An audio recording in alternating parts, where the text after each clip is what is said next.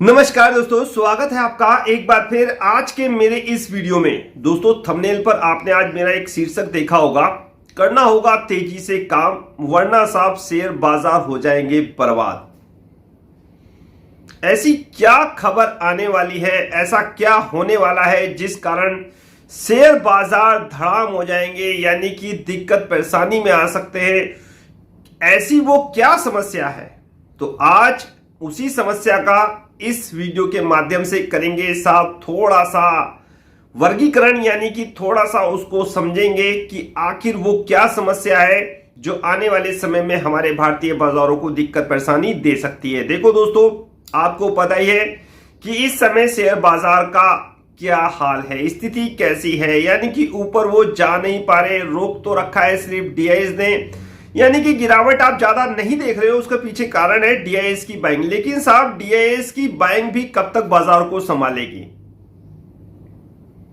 ये अच्छी बात है कि जब तक ऐसा चल रहा है, हमारे बाजार रुके हुए हैं, तब तक बहुत बढ़िया है। डीआईएस खरीदारी कर रहे हैं, जितना माल एफआईआई बेच रहे हैं, डीआईएस खरीद रहे हैं, तो बाजार संभला हुआ है। लेकिन अगर आप ये मान के चलो कि इन्फ्लेशन यहां से और तेजी से ऊपर चली गई, क्रूड के दाम और तेजी से ऊपर चले गए, तो क्या बाजार बच पाएगा? क्या डीआईएस जो माल लिए बैठे हैं वो नहीं बेचेंगे? तो जरूर बेचेंगे साहब।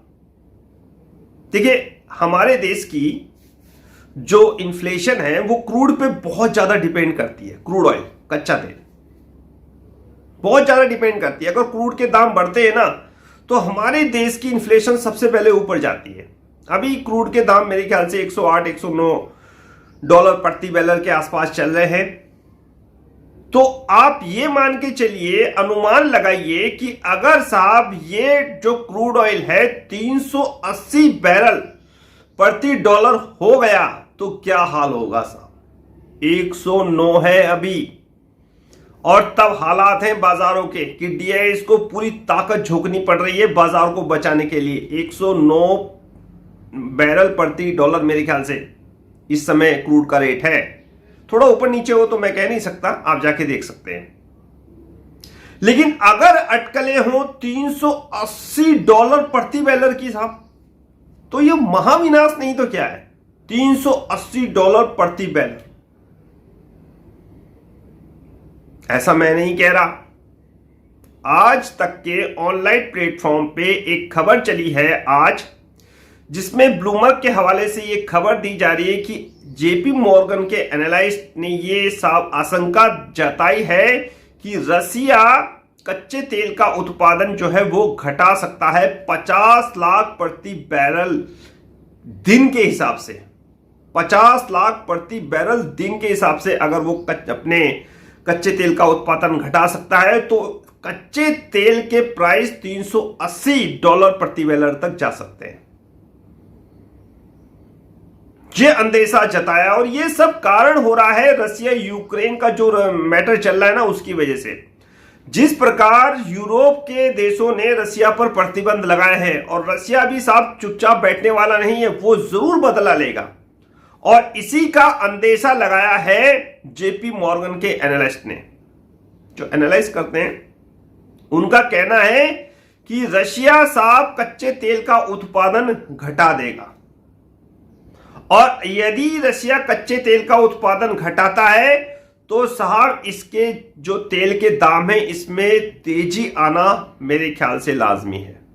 आग लगेगी साहब, फिर तो आग। क्योंकि 30 लाख प्रति बैरल अगर रसिया घटाता है तो प्राइस 190 तक जा सकते हैं, और यदि 50 लाख प्रति बैरल की दर से अगर रसिया उत्पादन घटाता है तो साहब इसके प्राइस 380 डॉलर प्रति बैरल तक जा सकते हैं मेरे भाई। और उधर साहब ओपेक प्रोडक्शन बढ़ाने की कोई बात कर ही नहीं रहा, बल्कि जो उसने प्रोडक्शन किया है जून में वो तो मई से भी कम है। पूरी रिपोर्ट जो मैं आज आपके साथ ये वीडियो बना रहा हूं, डिस्कस कर रहा हूं जिस मैटर पे, इसकी पूरी रिपोर्ट हिंदी में मेरे टेलीग्राम चैनल पे लगी हुई है। आप जाके उसको समझिए, पढ़िए कि कितना बड़ा ये खतरा है। और इसी खतरे को भांपते हुए बहुत तेजी से काम हो रहा है साहब इलेक्ट्रिक व्हीकल्स और रिन्यूएबल में। तेजी से करना होगा काम, वरना साहब शेयर बाजार हो जाएंगे धड़ाम, बर्बाद, खत्म। अगर रिन्यूएबल और इलेक्ट्रिक व्हीकल्स में तेजी से काम नहीं हुआ और क्रूड के प्राइस $380 प्रति बैरल पे पहुंच गए ना, तो क्या हालत होगी आप अच्छी तरह जानते हो, क्योंकि जो इन्फ्लेशन इस समय पूरे विश्व में तहलका मचा रखी है, उसमें सब मेन रोल अदा किया है ना, वो क्रूड के प्राइस ने किया है। चाहे विश्व की किसी भी इन्फ्लेशन को उठा के देख लेना, किसी भी देश की इन्फ्लेशन को उठा के देख लेना, यूएसए की या फिर कोई और देश की, सब में क्रूड की अहम भूमिका रही है साहब। क्रूड बढ़ता है तो खाने पीने की चीजों के दाम बढ़ जाते हैं। और यहां क्योंकि हम लोग क्या है, हम लोग क्रूड को बाहर से मंगाते हैं, हमारे लिए तो और समस्या है साहब। वो तो फिर भी थोड़ा बहुत प्रोडक्शन कर देते हैं, थोड़ा बहुत नहीं, बहुत ज्यादा कर देता है यूएसए, फिर भी हालत है वहां पे इस तरह की। और हम तो साहब मेरे ख्याल से 70 से 80% निर्भर है बाहर के तेल पे, बाहर से जो तेल आता है उस पे 70 से 80%। अब सोचिए अगर $380 प्रति बैरल के हिसाब से तेल मिलेगा तो हमारी अर्थव्यवस्था तो घुटने टेक देगी साहब। तो ये चेतावनी जताइए साहब। वैसे अभी ये अटकलें हैं, अभी मेरे ख्याल से इतनी जल्दी ये सब नहीं हो पाएगा, और उससे पहले मेरे ख्याल से सरकार बहुत बड़े स्टेप उठा लेगी ईवी और रिन्यूएबल एनर्जी को लेकर। लेकिन दोस्तों फिर भी बहुत चीजें चाहिए, बहुत तेजी से काम करना पड़ेगा, बहुत तेजी से रैपिडली काम करना पड़ेगा। और इसीलिए मैं आपसे कहता हूं कि इन जो पावर सेक्टर के स्टॉक हैं, रिन्यूएबल के स्टॉक हैं, इलेक्ट्रिक व्हीकल्स के स्टॉक हैं, इनको आप लो, भरो, बहुत तेजी से काम हो रहा है और होगा।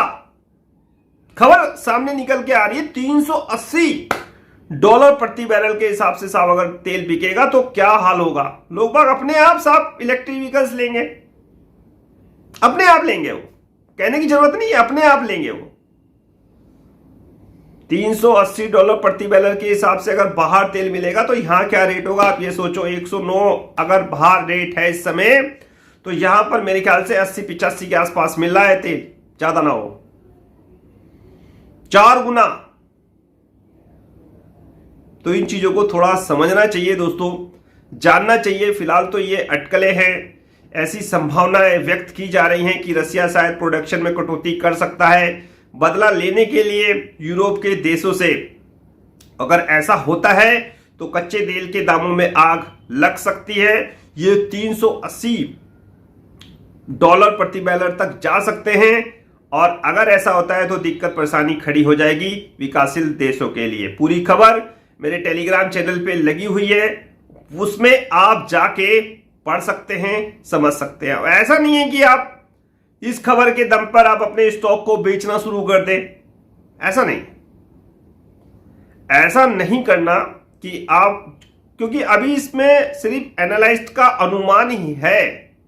अभी ना तो रशिया ने प्रोडक्शन कम किया है, और ना ही काफी कुछ नाटो के द्वारा रशिया के ऊपर किया जा रहा है अटैक। इनडायरेक्ट वे में तो हो रहा है जो कुछ हो रहा है, लेकिन डायरेक्ट वे में नहीं हो रहा है। जब डायरेक्ट वे में होगा तब तो कहानी कुछ और ही होगी, फिर तो नाटो और यूएस रशिया आमने सामने होंगे साहब। फिर तो अभी तो प्रतिबंध का दौर चल रहा है, वो उस पर प्रतिबंध लगा रहा है रशिया, ऐसा कर रहा है रशिया, प्रोडक्शन घटा सकता है रशिया, बहुत सारे स्टेप ले सकता है।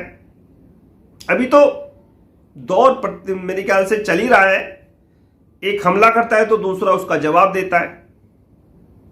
तो ऐसा नहीं है कि आप आनंद फानन में इस खबर को सुन के अपने स्टॉक बेच दें पैनिक में। होल्ड करिए जो स्टॉक है, हाँ नई बाइंग से आप अभी बचिए, क्योंकि जब तक बॉटम नहीं बनता नई बाइंग का, जब तक सारी स्थिति क्लियर नहीं होती, रशिया यूक्रेन से कोई मसला संभव होता मतलब हल निकलता हुआ नजर नहीं आता, तब तक एग्रेसिव बाइंग यानी कि ज्यादा बाइंग ना करे, हमेशा छोटे स्टॉक को ले, यानी कि थोड़े थोड़े स्टॉक को बाय करें।